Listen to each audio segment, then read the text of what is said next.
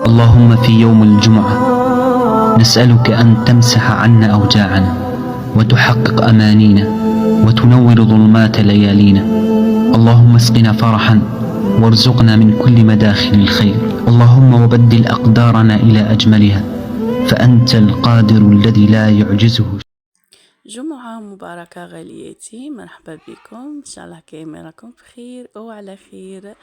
إن شاء الله تعدي عليكم هذه الجمعة من أحسن الجمعات. اليوم جيتكم باسم اسفنج خفيف وظريف وفي يعني مابا نص ساعة وانتي مكملاتو. يليق ديري به قهوة العشية، قهوة لحباباتك، نعرفوا بالجمعة كامل نتلاقوا، ولا ديريه صدقة مش راح يدي من وقتك وراح يجي حاجة هايلة. شوفوا معايا هنا البنات وش درت انا بكمية صغيرة خلا وجاتني كمية هايلة. 2 كيسان ماء، مغرف خميرة، مغرف مليح تاع خميرة، وخلطهم. فقط الماء يكون دافي شوية، وندير كاس تاع فرينة الاول نخلط، ومن بعد نزيد لها الكاس الثاني تاع الفرينة. يعني وش تديري حبيباتي؟ 2 كيسان ماء وخميرة وتزيدي لهم 2 كيسان فرينة كامل مع بعضهم، تخلطيهم وتخليهم يتفاعلوا حتى 5 دقائق برك، ما بطيتش ياسر. كي تفاعلوا لي هنا شوية بداو يتفاعلوا، نروح نزيد 2 كيسان فرينة، يا اما 2 كيسان فرينة وقادر تزيدي لهم هذاك ربع، قادر تستغني عليه، كل وحده حسب الفرينة تاعها. انا هنا زدت 2 كيسان فرينة وربع، نخلطهم مع هذاك الخليط اللي عندي. وهنا في الكيس الثاني حطيت شوية تاع الملح، يعني عفوا الكيس الثالث حطيت شوية تاع الملح كما تشوفوا معايا. خلطهم بعد تزيد الكيس الرابع هكا، وبعد زدت لهم هذاك الربع يعني تاع الكيس كملته فيما بعد. شوفوا معايا العجينة تاعي كيف راح تجيك. عفوا هنا برك يعني نخدم بيد واحدة. هاي كيف راح تجيك العجين تاعكم بهذه الطريقة، يعني طرية نوعا ما. وديما تستخدمي يدك الزيت وتكوراها بهذاك الشكل، يعني قرص صغار، كورها بهذاك الشكل يعني بالاستعانة يعني بالزيت في يدك. بعد حطيت مقلة كما تشوفوا معايا هذيك الواسعة، حطيت فيها غير شوية نتاع الزيت، ودرت طاوة باش ما تهزش لي الزيت ياسر، ما عنديش مقلة اخرى صغيرة، درت غير طاوة حطيت فيها كمية نتاع الزيت كما تشوفوا معايا بهذا الشكل. وحطيت يعني حتى الزيت راني ما اعتمدتش يعني نكثر الزيت هذاك يعني الغزير، لا قيس يعني هكا برك. حطيت ندير لها ثقب هذيك القرصة، نهزها مباشرة، ندير لها ثقب في النص ونحطها في المقلة اللي ما فيهاش الزيت ياسر. بعد نخليها كما تشوفوا معايا راهي قاعدة تطلع وتنتفخ معايا كما راح تشوفوا معايا. بعد نهزها نحطها في هذيك المقلة اللي فيها زيت غزير. شوفوها معايا كيف طلعت هكا على الجناب، نحطها في هذيك الزيت الغزير هكا ونبدا نقلي فيها هكا، غير نشوفها بدات تنتفخ نزيد نبقى نصب عليها في الزيت. انا نشتي ندير لها هذاك الزيت من الفوق باه تنتفخ وتجي يعني الله عليه. هذا السفنج البنات يجيكم خفيف خفيف خفيف صدقوني، وفي رمشة عيني تختم يجيك ضيف على غرادة توقفي 5 دقائق تكوني مكمله السفنج وحاطه حاجه بالطبع والشين. كما نعرفوا السفنج الجزيري ما كاش كيفو البنات، احنا حاجة بلادنا ديما والحاجة التقليدية تقعد هي الميار وتقعد هي اللولة.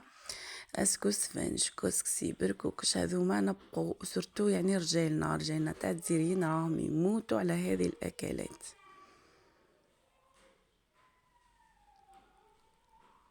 ويجي هايل وخفيف، مام الزيت راهو ما يجيش شارب الزيت خلاص.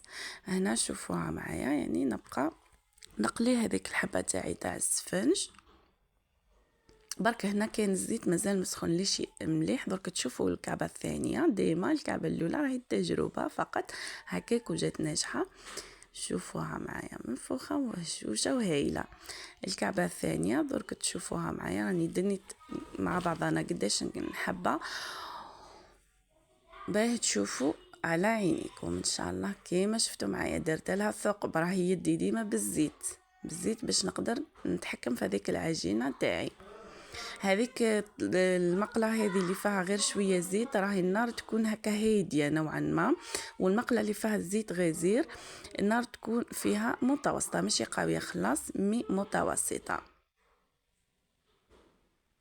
شوفوا معايا الكعبة تاع السفنج كيفاه جيت، صدقوني تسهل الله الله عليها. هاي الكعبة الثانية مع بعضنا كيفاه طلعت في المقلة هذيك، وشوفاها معايا كيفاه درتها في الزيت الغزير. ثانيك هنا نزيد نخليها غير شوي تطلع، ومن بعد نبدا نصب عليها هذاك الزيت تنتفخ وتجي الله الله عليها.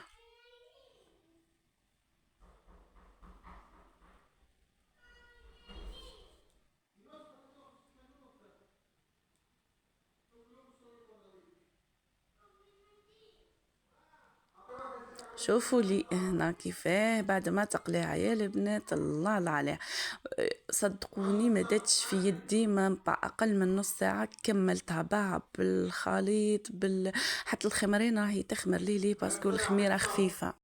قلت لكم تخمر لي خاطر العجينه خفيفه، ماشي يعني تاع سميد ولا ثقيله ولا عجينه هذيك اللي جايه يابسه باش طبطه باش تخمر. لا، العجينه راهي تريح تخمر لكم ليه ما بربع ساعه وهي خامره